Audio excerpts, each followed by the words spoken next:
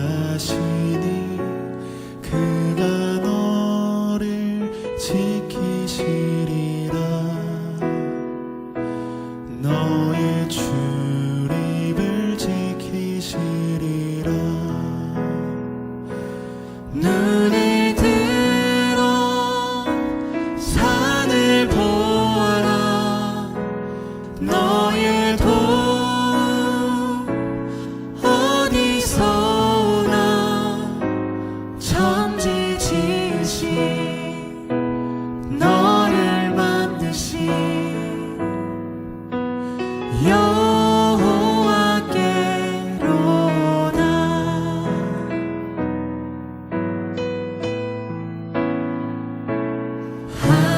하나님은 너를 지키시는 자. 너의 우편에 그늘 되시니 낮의 해와 밤의 달도 너를 해치 못하리.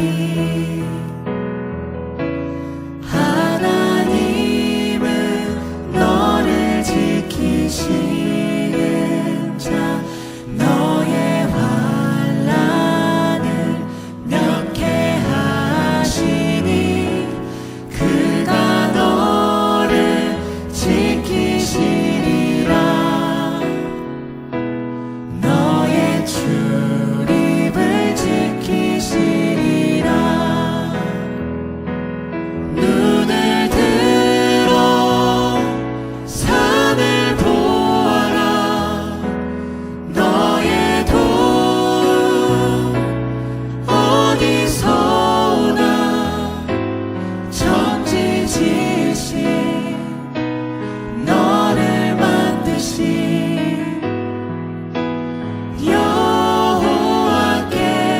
여호와께로다. 눈을 들어 산을 보아라.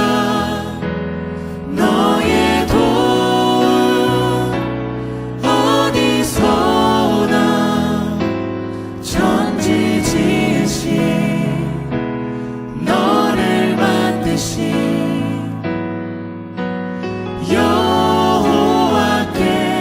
여호와께로다. 눈을 들어 산을 보아라. 너의 도움 어디서 오나. 천지 지으신 너를 만드신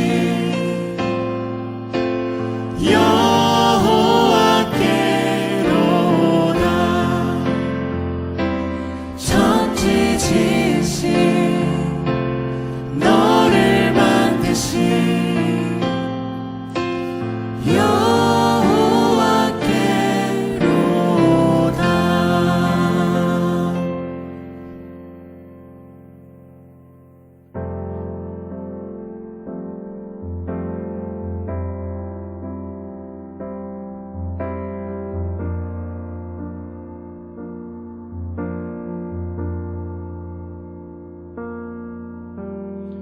아버지 사랑 내가 노래해. 아버지 은혜 내가 노래해. 그 사랑 변함없으신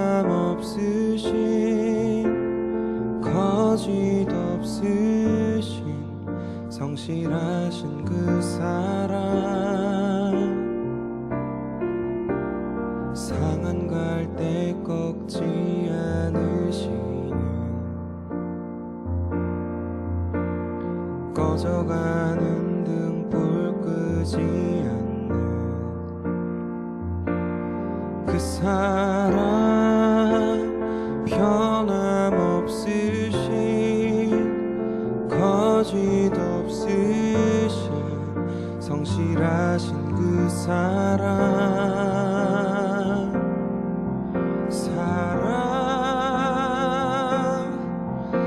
사랑 날 위해 죽으신 날 위해 다시 사신 예수 그리스도 다시 오실 그 사랑 죽음도 생명도 천사도 하늘의 어떤 권세도 끊을 수 없는 영원한 그 사랑 예수 그 사랑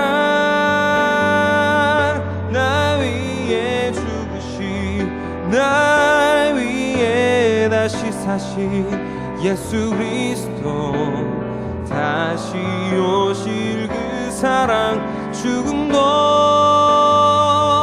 생명도 천사도 하늘의 어떤 권세도 끊을 수 없는 영원한 그 사랑 예수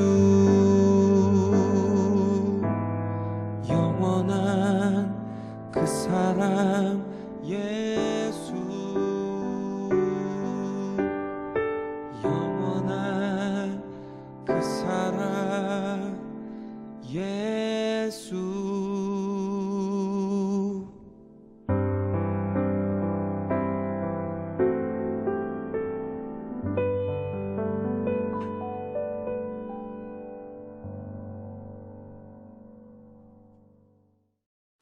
오늘의 말씀은 신명기 14장 22절에서 29절 말씀입니다.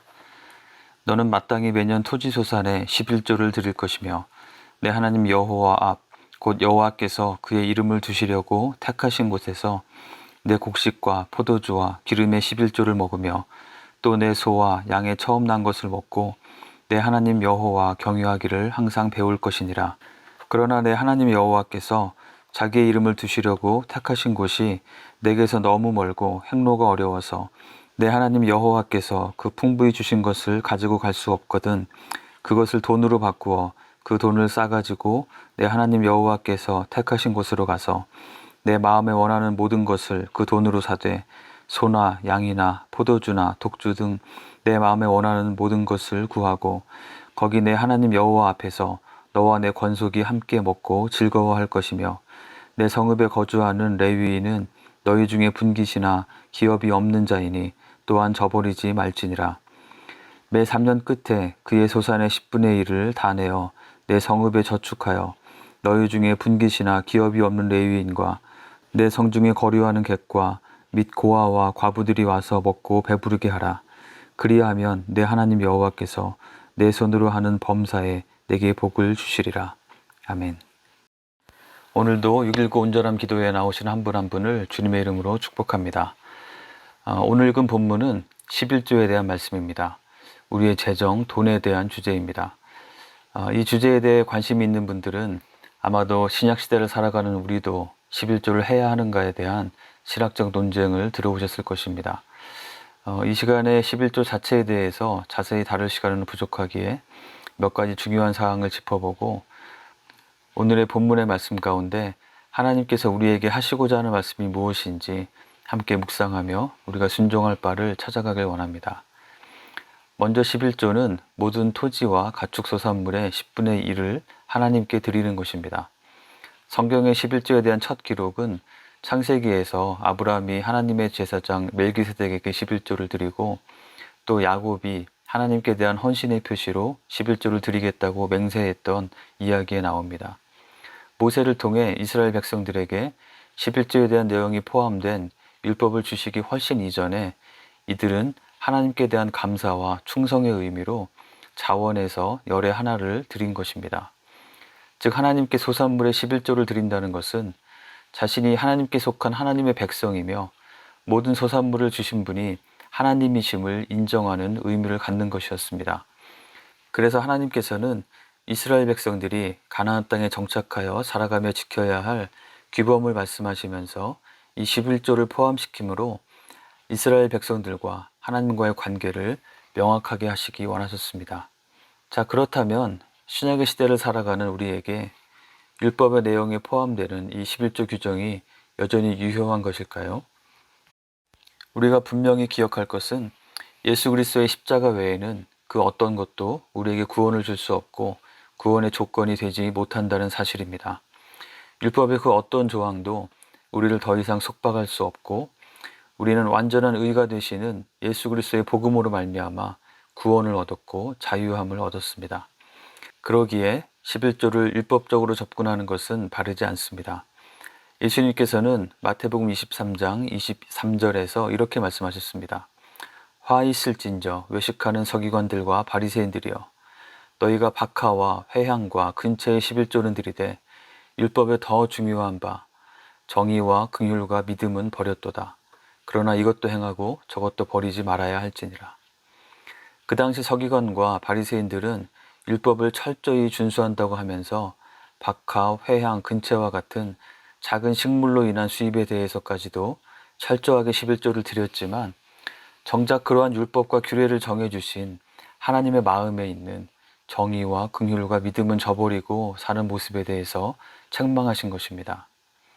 율법의 조항을 얼마나 꼼꼼하게 지키느냐보다 그 율법을 주신 하나님의 의도를 이해하고 그것을 지켜 순종하는 것이 더 중요함을 말씀해 주신 것입니다. 11조에 대해서도 율법적 관점에서 어쩔 수 없는 의무감으로 무겁게 지키는 것이 아니라 또는 이와 반대로 이제는 더 이상 신경 쓸 필요가 없다고 완전히 무시하는 것도 아니라 그러한 규례를 말씀하신 하나님의 의도가 무엇인지를 깨닫고 그것을 받들어 순종하며 살아가는 것이 우리에게 필요합니다. 그렇다면 이 11조를 명령하신 하나님의 의도가 무엇이었는지 오늘 본문의 말씀을 통해 좀 더 살펴보기 원합니다. 22에서 23절을 보면 이와 같이 매년 11조를 드리게 하시는 목적이 무엇인지 명확하게 기록되어 있습니다. 23절 끝부분에 나오는데요.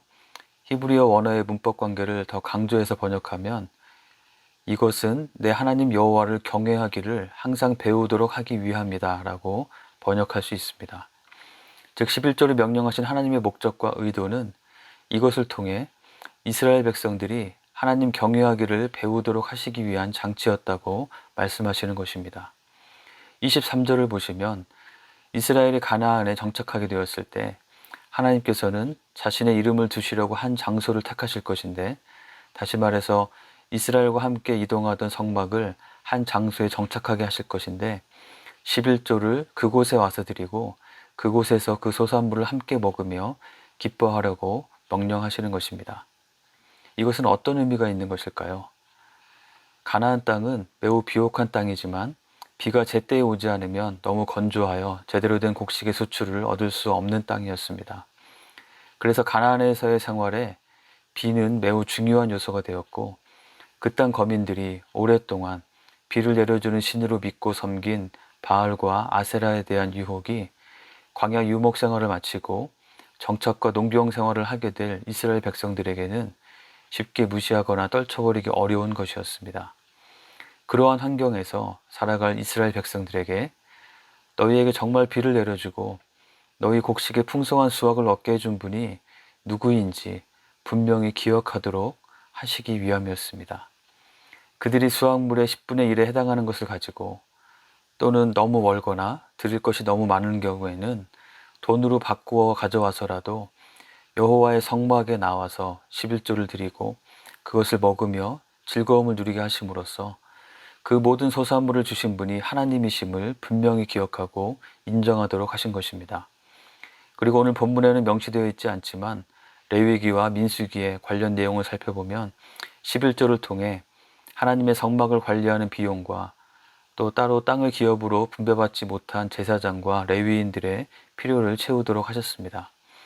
즉 이스라엘 백성들이 하나님께 나아가서 제사를 드리고 말씀을 듣고 하나님의 언약 백성으로서의 정체성을 분명히 하는 일을 위해 소산물의 10분의 1을 드리며 또 하나님께서 주신 소산물을 함께 먹으면서 하나님께서 베풀어 주신 은혜를 기억하고 감사하며 즐거워하고 하나님을 경외하고 사랑하고 예배하기를 배우라고 하신 것입니다. 그런데 28에서 29절에 보면 또 한 가지의 11조가 등장합니다. 이것은 3년에 한 번씩 드리는 11조인데요. 각자가 사는 성읍에 저축해서 소유가 없는 레위인이나 나그네, 고아나 과부들과 같이 재정적으로 어려움에 처한 사람들의 필요를 채우는데 사용하라고 명령하셨습니다. 즉 매년 드리는 11조는 모든 것을 허락하신 하나님을 경외함으로 풍성함 가운데 하나님을 잊지 않고 감사하고 하나님을 더 사랑하며 섬기는 일을 위해 드리라고 하셨고, 3년마다 드리는 11조는 함께 사는 성읍, 공동체 안에 있는 사람들을 돌아보고 돕고 섬기는 일을 위해 드리라고 하신 것입니다. 새로운 가나안에서의 생활을 살아갈 이스라엘 백성들에게 주어진 그들이 얻게 될 풍성한 수확에 대한, 재물에 대한, 재정관리와 돈의 사용에 대한 매우 중요한 원리와 지침이 여기에 담겨 있음을 발견하게 됩니다. 그것은 예수님께서 마태복음 22장에서 내 마음을 다하고 목숨을 다하고 뜻을 다하여 주 너의 하나님을 사랑하라는 것과 내 이웃을 내 자신같이 사랑하라는 이 두 계명이 모든 율법과 선지자의 강령이라고 말씀하신 것과 연결이 됩니다. 우리의 재정을 관리하고 사용함에 있어 하나님을 사랑함으로 드리는 것과 이웃을 사랑함으로 드리는 것이 있어야 한다고 가르쳐 주시는 것입니다. 이것은 비단 재물이나 돈뿐 아니라 우리의 시간과 관심, 열정도 마찬가지입니다. 하나님께서 우리에게 참 많은 것들을 은혜로 허락해 주시고 우리에게 또한 자유함을 주셨습니다. 우리는 그 모든 것을 선한 청지기와 같이 잘 관리하고 사용해야 할 책임이 있습니다. 그리고 그렇게 하기 위해 꼭 기억하며 점검해야 할 것은 나에게 주어진 이 모든 것을 사용함에 있어서 하나님을 향해 드리는 목과 이웃을 섬기기 위해 드리는 몫이 있는지 충분한지 살피는 것입니다. 그것은 단순한 의무사항이 아니라 우리가 세상의 달콤한 유혹에 빠져들어 삶을 망가뜨리는 어리석음에 빠지지 않고 자기중심주의와 교만과 욕심에 빠져서 소중한 인생을 헛된 영광을 위해 허비하다가 나중에야 뼈저린 후회를 하지만 이미 너무 늦은 안타까운 삶이 되지 않도록 우리의 삶을 건강하고 근사하게 지켜주기 위한 말씀인 것입니다. 11조에 대한 대표적인 말씀인 말라기 3장 7절에서 12절을 보시면 하나님께서 타락한 이스라엘 백성들에게 다시 11조를 강조하시면서 그것을 잘 지켜서 하나님의 백성답게 재정을 사용하는 자들에게 약속하시는 복에 대해서 말씀하십니다. 그 복의 결론과 핵심은 맨 마지막에 있는 12절입니다. 너희 땅이 아름다워짐으로 모든 이방인들이 너희를 복되다 하리라. 만군의 여호와의 말이니라. 11조의 정신을 기억하며 잘 지켜 순종하는 삶을 아름답게 하시겠다고 약속하셨습니다. 단순히 재물이 많아 흘러 넘친다고 해서 그 삶이 항상 아름다운 것은 아닙니다. 하지만 하나님은 아름다운 삶을 약속하십니다. 그리고 그러한 삶을 이방인들도 보면서 우와, 당신의 삶은 정말 복된 삶이군요 라고 말하고 그 복에 관심을 갖고 찾아오며 결과적으로 땅의 모든 민족에게 복이 되도록 부르시고 복 주시는 하나님의 사명을 진정으로 감당해내는 삶을 살아가게 된다고 약속하신 것입니다. 자, 그럼 우리는 이것을 어떻게 적용하면 좋을까요? 물론 숫자에 지나치게 얽매일 필요는 없겠습니다. 수입의 10분의 1을 어떤 기준으로 계산할지, 선물로 받은 것은 대상이 되는지 안 되는지 등을 너무 고민하거나 또는 이러한 것을 통해서 자신의 의로움을 내세우는 마음이 든다면 본질을 크게 놓치는 것입니다.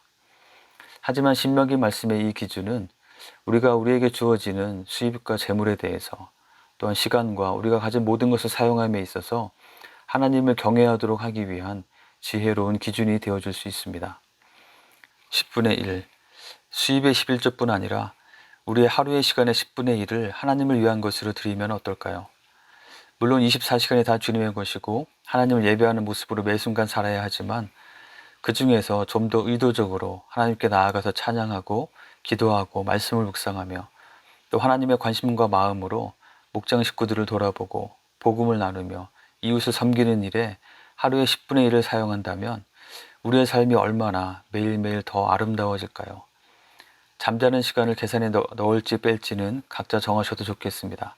하지만 분명한 것은 매일매일의 시간의 11조를 또는 그 이상을 주님께 드린다면 하나님께서 우리의 삶을 분명 더 복되게 하시리라 믿습니다. 그리고 3년마다 드리는 11조, 산수 실력을 동원하면 30분의 1입니다. 이것을 적용해서 한 달 30일 중에 하루는 이웃을 섬기고 나누기 위해 일한다고 작정하고 실천해 보면 어떨까요? 한 달에 하루를 미리 지정해서 그날의 수입은 모두 이웃을 돌아보고 섬기는 일에 열악한 환경에 있는 선교지의 필요를 채우는 일을 위해 드리기로 작정하고 일한다면 그날 일하는 기분과 태도는 어떨까요? 나의 노동과 수고가 나만을 위한 것이 아니라 적어도 한 달에 하루는 전적으로 다른 사람들을 섬기기 위해 열심히 수고하며 일하는 사람의 삶의 모습은 얼마나 아름다울까요? 비즈니스나 직장 생활뿐 아니라 가정에서 또는 학교에서 다른 사람을 위해 수고하는 날로 정하여 그날은 내가 더 돌아봐야 할 사람은 없는지 의식적으로 찾아보고 자녀들에게도 그러한 가치관을 가르쳐주고 나의 성취와 성공만을 위해 공부하는 것이 아니라 다른 사람들을 더 잘 섬기기 위해 공부하는 날로 삼아서 공부해서 남주기 위한 마음으로 더 사명감을 가지고 성실히 공부하고 내 주변의 동료나 후배들 중에 도움이 필요한 사람이 있지는 않은지 돌아볼 수 있다면 우리의 삶은 하나님의 복을 누리고 그 선한 영향력을 우리 주변에 자연스럽지만 매우 강력하게 끼치는 진정으로 아름답고 복된 삶이 되리라 믿습니다. 그러한 삶을 사시는 한 분 한 분이 되시기를 주님의 이름으로 축복합니다. 오늘 말씀을 기억하며 함께 기도하겠습니다. 나의 재정과 시간과 관심과 열정과 에너지는 주로 무엇을 위해 사용되고 있는지 돌아봅시다. 하나님을 경외함으로 내 삶에 허락된 모든 것이 다른 어떤 것 때문이 아니라 또는 나 자신의 뛰어남 때문이 아니라 하나님께서 지켜주시고 인도해 주시는 하나님의 은혜 때문임을 인정하며 주님께 감사함으로 자원함으로 드려지는 삶을 살고 있는지 점검해 봅시다. 또한 사랑하고 섬기라고 하신 이웃과 형제 자매들을 돌아보며 그들을 위해 떼어드리는 몫이 제대로 자리하고 있는지 살펴봅시다. 매일매일 시간의 11조 또 이웃과 나누기 위한 31조를 드리며 아니 그 이상을 기쁨으로 드리며 하나님께서 주시는 복 삶의 아름다움을 경험해 갈 수 있도록 구하며 기도합시다.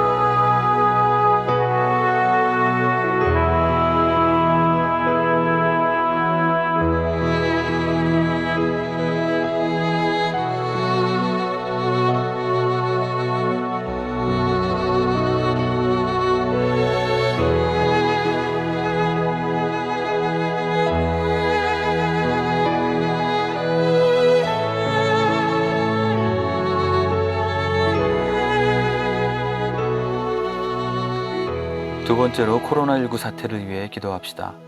여전히 고통 가운데 있는 많은 환자들과 가족들, 또 최전선에서 헌신적으로 수고하는 의료진들, 중요한 정책적 판단을 해나가는 행정당국자들을 위해 기도합시다. 또한 많은 분들이 재정적 어려움에 처해 있습니다. 그 어려움 가운데에도 하나님의 공급하심을 경험하며 잘 이겨낼 수 있도록 오늘날 나뿐 아니라 우리 모두에게 일용할 양식을 주시길 구하며 함께 기도합시다.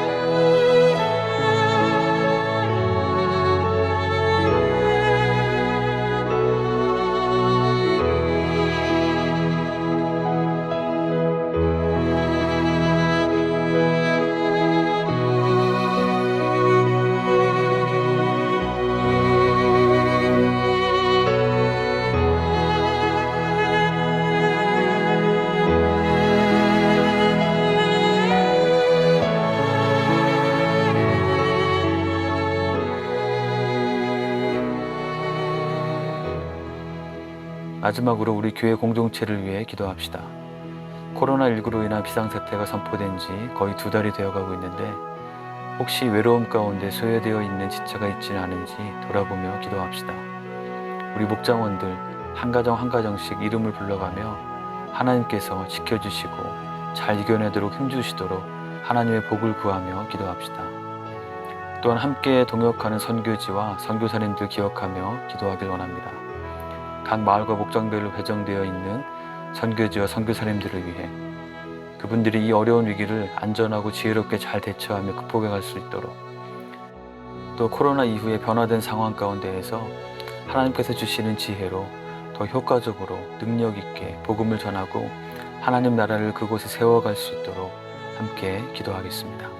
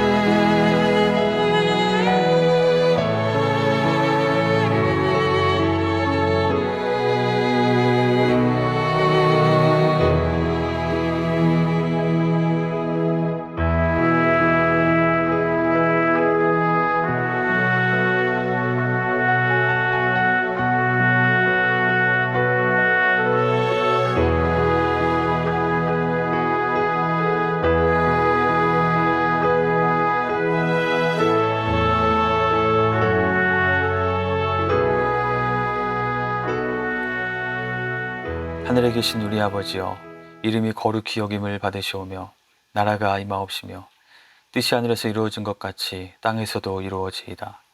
오늘날 우리에게 일용할 양식을 주시옵고 우리가 우리에게 죄 지은 자를 사하여 준 것 같이 우리의 죄를 사하여 주시옵고 우리를 시험에 들게 하지 마시옵고 다만 악에서 구하시옵소서. 나라와 권세와 영광이 아버지께 영원히 있사옵나이다. 아멘.